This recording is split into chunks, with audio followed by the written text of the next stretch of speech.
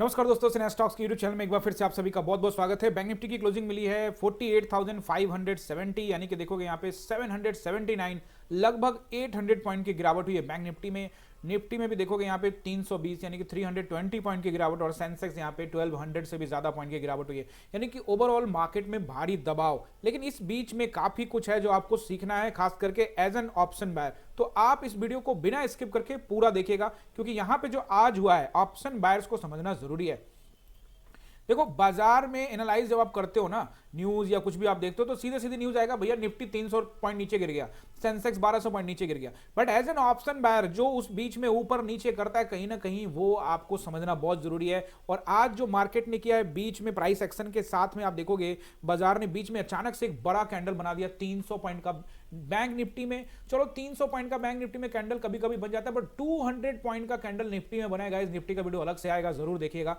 फिलहाल पहले यहां पे एक बार देखते हैं बाजार को, फिर वो भी विषय में बात करेंगे कि कितना इंपॉर्टेंट सिस्टम में स्टॉप लॉस हो जाता है। फिर भी पार्ट ऑफ द मार्केट है, इस विषय में बात करते हैं। देखो, बाजार यहां पे कल मैंने आप लोगों को कुछ लेवल्स दिए थे। मैंने कहा था कि जोन के ऊपरी हिस्से में है। पहले एक बार वन डे टाइम फ्रेम में चलते हैं और एक बार वहां से डिस्कस करके देखो, थोड़ा सा वीडियो में जरूर इंटरेस्टिंग बनाने का कोशिश करूंगा, क्योंकि बाजार जो है आज काफी हद तक देखोगे ऊपर नीचे करके, और फाइनली काफी वोलाटाइल मार्केट था। तो इसमें ऑप्शन बायर्स को जरूर पैसा बनता है, लेकिन जिस तरह से हुआ है वो नहीं होना चाहिए था। देखो, सेबी यहां पे बिल्कुल शांत रहती है, इस विषय में बात करेंगे। एक बार पहले ये देख लेते हैं, 1 2 3 4 5 दिनों का ये कैंडल, और ये पूरा का पूरा जोन के ऊपरी हिस्से में था। और कल लास्ट वीडियो में मैंने आप लोगों को बताया था कि जोन के ऊपरी हिस्से में आपको सावधान सतर्क रहना है, क्योंकि जोन के ऊपरी हिस्से में सेलर्स हावी रहते हैं, बाजार को नीचे लेके आ सकते। वहीं अगर आप देखते हो कि जोन के निचले हिस्से में बायर्स हावी होते हैं जो बाजार को ऊपर लेके जाते हैं। तो अब कहीं ना कहीं बाजार निचले स्तर पर आ गया और बड़े कैंडल के साथ आया, 800 पॉइंट का कैंडल के साथ ऊपर से रिजेक्शन लिया है।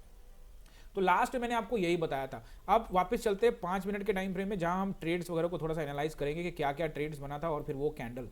ओके गाइस, तो अब देखोगे यहाँ पे बाजार कहीं ना कहीं गैप अप खुलता है, खुलने के बाद वापस रेंज में आता है। ये क्लियर कट क्लास में कमेंट्री थी कि बाजार नीचे जाने के लिए तैयार है, और कहीं ना कहीं उसके बाद धीरे धीरे देखो बाजार जो है धीरे धीरे नीचे आना शुरू करता है।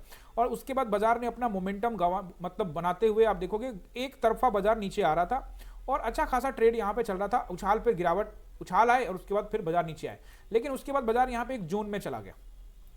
जोन में जाने के बाद ये अचानक से आप देख सकते हो 300 पॉइंट का कैंडल, यहाँ पे 350 पॉइंट का कैंडल बन गया था गाइस एक समय, और ये लगभग 300 पॉइंट पे जाके कहीं ना कहीं क्लोज हुआ है। तो ये एक बड़ा सा कैंडल अचानक से ऑप्शन बायर्स, अगर आप पुट में बैठे और आपके खिलाफ ये कैंडल आ जाए गाइस, तो क्या हाल होगा आप समझ सकते हैं। देखो, टेलीग्राम में यहाँ पे वोट भी लिया था, और यहाँ पे आप देखोगे कि ये एक वोट मुझे करना पड़ेगा।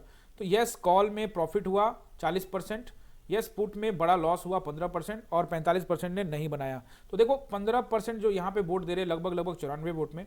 तो आप देखोगे यस पुट में बड़ा लॉस हुआ है, तो 15% लोग यहाँ पे बता रहे हैं इस 100 वोट में, 94 वोट में। तो कहीं ना कहीं मैं बस ये कहना चाह रहा हूँ कि जो लोग अगेंस्ट में गए होंगे उनके लिए बड़ा नुकसान यहाँ पे हुआ होगा। तो कहीं ना कहीं अब और एक और मैटर है कि बाजार यहां से गया ऊपर और फिर वापस उल्टे पांव नीचे आ गया। ये देखो, ये क्लास में मैंने क्लियर कट कह दिया था कि बाजार जिस तरह से ऊपर गया है तुरंत नीचे भी आएगा। तो कहीं ना कहीं ये जो चीज हुआ है ना, ये ऑप्शन बायर्स को यहाँ पे कहीं ना कहीं आउट ऑफ द मार्केट करने की चीज है। कहीं ना कहीं सेबी को इन सभी चीजों पर नोटिस करना चाहिए कि कोई अचानक से आए और आप कह रहे हैं कि हम ऑप्शन बायर्स को, रिटेलर्स को बचाना चाहते हैं। देखो, कहीं ना कहीं जो रिटेलर्स है वही यहाँ पे देखो, ऐसी जगह पे तो सेलर्स भी अगर जिसका पोजीशन कवर ना हो वो तो उसका भी हालत खराब होगा।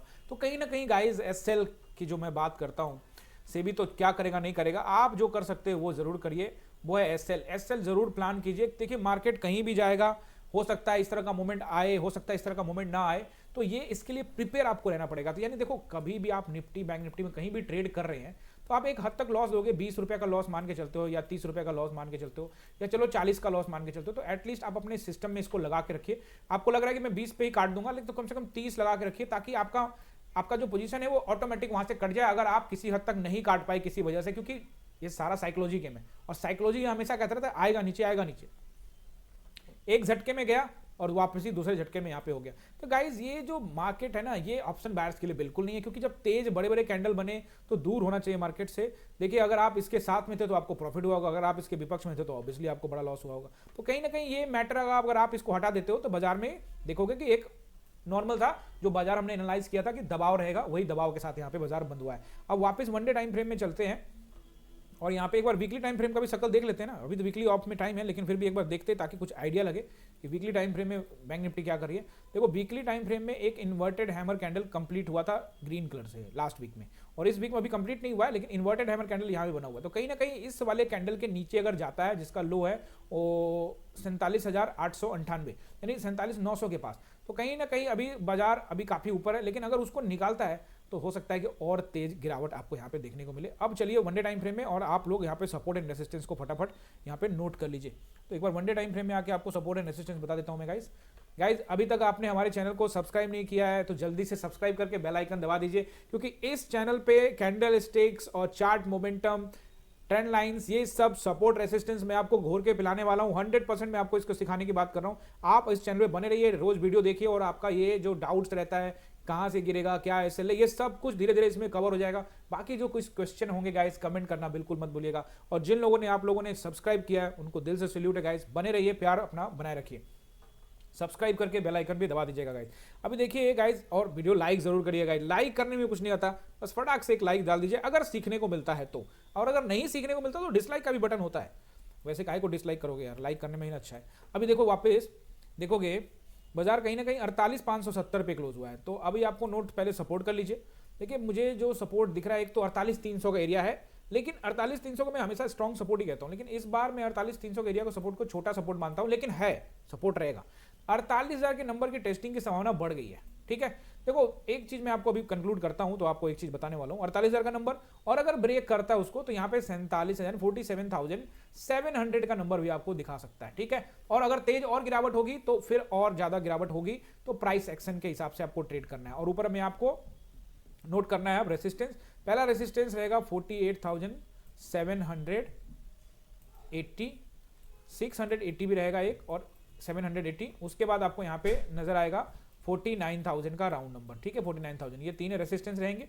अगर 49,000 को ब्रेक करता है तो 49 यानी 49,300 और फिर 500 का नंबर भी आपको दिख सकता है। याद रखिएगा गाइस। अब जो मैं आपको कंक्लूड करने से पहले एक चीज बताना चाहता हूं कि जोन के ऊपरी हिस्से में जब बाजार रहता है तो क्या होता है, ये जोन का ऊपरी हिस्सा है और ये जोन का निचला हिस्सा है। तो जोन के ऊपरी हिस्से में आप देखोगे यहाँ पे गिरावट हो रही है, जोन के निचले हिस्से में खरीदारी हो सकती है। देखोगे तो आप यहाँ पे ना, जब भी बाजार इस जगह पे था तो जोन पे नीचे आए, फिर अगले दिन खरीदारी हो, फिर अगले दिन नीचे आए, तो फिर इस तरह से बाजार चलता है। तो आपको थोड़ा सा सतर्क रहना है। हो सकता है कि ये जो जोन है वो ब्रेक हो जाए, ब्रेक होने के बाद अच्छा खासा गिरावट हो सकता है। और मैंने आपको पहले भी बता रखा है कि हमारा एक लेवल है, उसको टेस्ट कर सकता है। मंत्री जी का कैंडल भी मैं आपको समझा चुका हूं कि कहीं ना कहीं ये सारे जो लेवल्स हैं वो बड़े इंपॉर्टेंट है।